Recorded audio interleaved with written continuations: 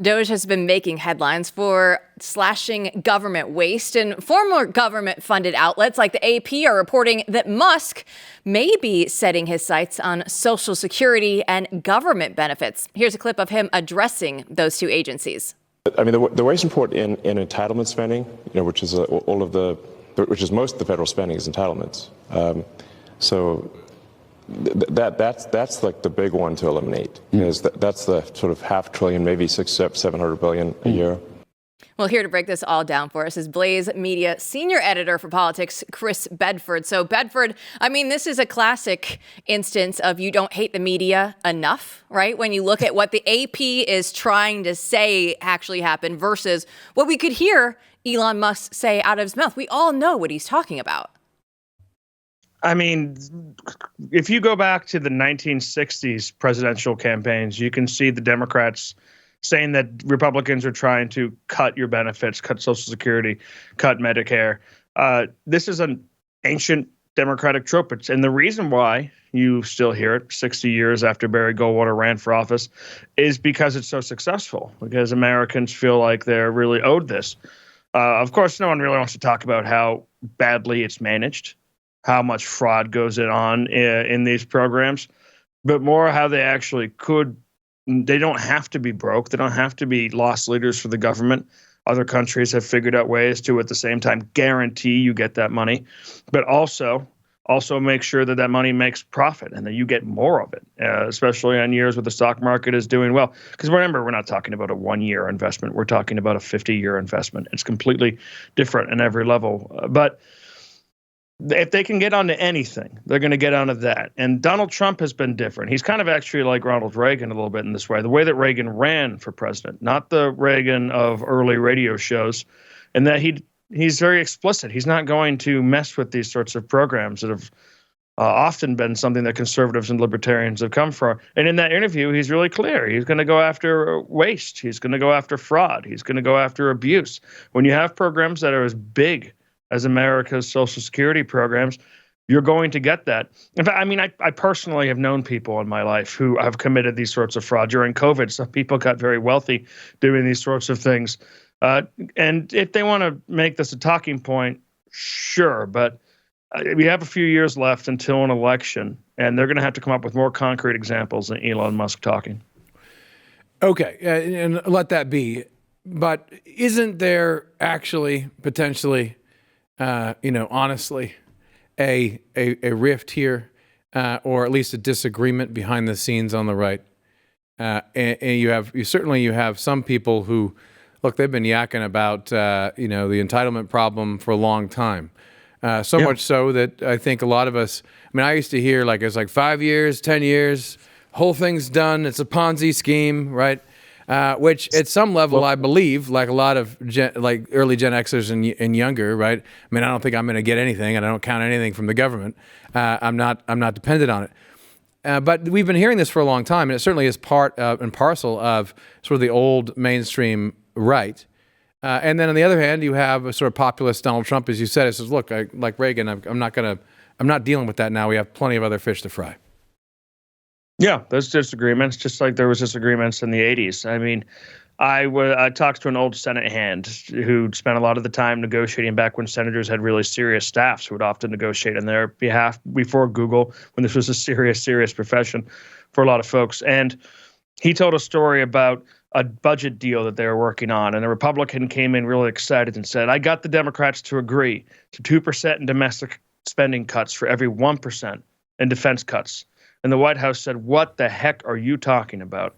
The Reagan administration didn't come here to cut white domestic spending. They came here to win the Cold War. That is the prerogative. You go back in there and tell them that deal's off the table. And there are some Republicans who felt that way. Ron Paul was in the Congress at the time. And there are Republicans today who feel a certain way about this, and they've spent their entire lives with a real focus as fiscal hawks on different things. And right now, people like Elon Musk are keeping them happy. I mean, you're seeing members of the Freedom Caucus come out and people who've never voted for a CR in their lives backing the president's agenda on this because they like where the government is going and they think that they'll get a deal down the road. But Donald Trump's number one issue is not fixing the deficit. He wants to cut spending. He wants to limit the government. Elon Musk is helping him do that, but it's not his number one goal. His number one goal is bringing back the control of the deep state to actually the American people's elected leader, fighting the culture war, pushing back against the incredible excesses of the left, and dismantling their global operation. And unfortunately, just like many times, basically every time in Republican history, the fiscal hawks have had to take a backseat to that. Well, Politico has a random act of journalism that they have committed today. USAID orders immediate destruction of sensitive documents as the agency collapses. That's the headline. And Chris, it says the acting director, Erica Carr, has issued the remaining staff on Tuesday to shred and burn all the classified safe documents and personnel records there in Washington, D.C. They said shred as many documents as first, reserve the burn bags for when the shredder becomes unavailable or needs a break. Now, I'm not a legal expert, but I don't think this is how you're supposed to be doing things right now.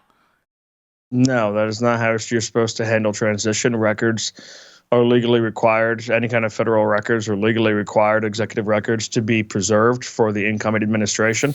And I'm not a legal expert. I'd have to talk to some folks on this. But my understanding is that if you're issuing orders like that, then you're putting yourself in grave legal jeopardy. And it makes me wonder who are they working with? What are they trying to cover up?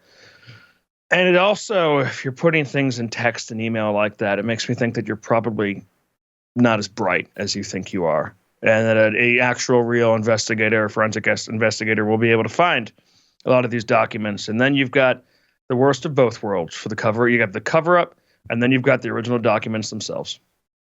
Well, your lips to God's ears on that one. I'd like to see lots of action when it comes to this sort of stuff actually being taken. But let's move on to another division on the right that I've been kind of itching to talk about with all of us. And that's Thomas Massie, the case of Massie, or as Jill is saying, Sassy Massie. So here we have someone that a lot of people respect for good reason. He's a little out there. He's he's a character, and a lot of people on the right like him. And he got in the way of Donald Trump, and Donald Trump basically, punched him in the face in that now infamous post. And you have a certain bit of argument going on about this. What do you think's going on?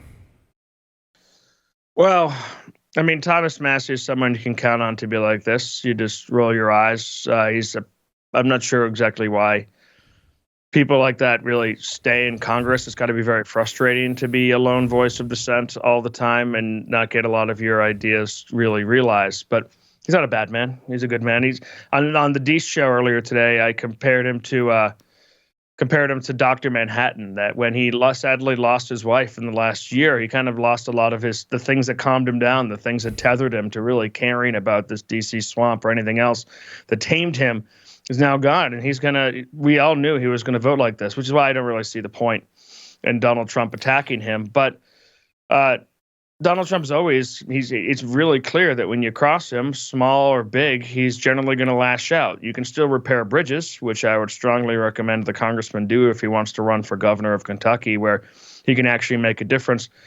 But he's also, for how much I love him, and if you want to understand what a cool guy he is, and you kind of understand what an eccentric person he is, you can go back and find an old television show where he built a battle bot, him and a bunch of other MIT nerds, to fight other robots. And Thomas Massie is one of the extremely nerdy engineers working on this. And you get a glimpse inside this guy's brain. He's not a normal, I'm going to bargain with this engineer, a politician. He's an engineer, and he looks at these things more mechanically. And sometimes he looks at human relationships a little bit that way in politics. He's not just going to shake hands, let bygones be bygones. But at the same time, this is a part where the rubber is really meeting the road, to use a cliche here, for a lot of Republicans who are very comfortable in the opposition, very comfortable voting no, very comfortable saying, I stand alone against this. There are realities to governing and actually governing responsibly and having an agenda, an administration that is the most revolutionary administration in decades from the right. We've seen a couple from the left. And if you want to actually win this war ever, you can't always be Dr. No. You need to actually sometimes disagree on, vote for things that you disagree on. And fortunately, I think you are seeing that from more Republicans than not. Chris Bedford, we so appreciate your time each and every day. Thanks so much. What do you think of this new studio I'm in? I think it has moody vibes, Bedford. I don't know what kind of moody vibes it is, but the fact that it's blue in DC doesn't make me have really good thoughts about it. It reminds me of an Indian. I love CPI. Reminds me of an Indian guy I used to know. But we just can't go with the blue next time, okay? Let them know. Red lights, I don't know. Red lights is a different thing. Put on a red light, Chris. Yeah, put on a red light. As soon as it got out of my mouth, I was like, you know what? Maybe we should just end this segment. Bedford, thanks so much. MP, when you look at it, I mean, sassy with Massey, it's a whole thing. And Bedford was breaking down. He's not a normal guy. He's an outsider. He's an MIT guy. Yeah, this is where I think, the way Chris said it in the beginning, maybe we disagree, maybe we don't. Massey does like this. We know why he does this. He lives for this. He's the kind of guy who builds his own, machines inside his house, his own kind of well, his own. This is a guy who's very smart. My grandfather was an engineer. He built his own speakers, and he lives for the moment to be the stick in the mud where he's like, oh no, I'm not going to go along with this. I'm going to stay principled. And there's always a couple of these guys in Congress. And the problem with him is, as he said, the political virtue is prudence, know what the right thing to do at the right time is for the right reasons.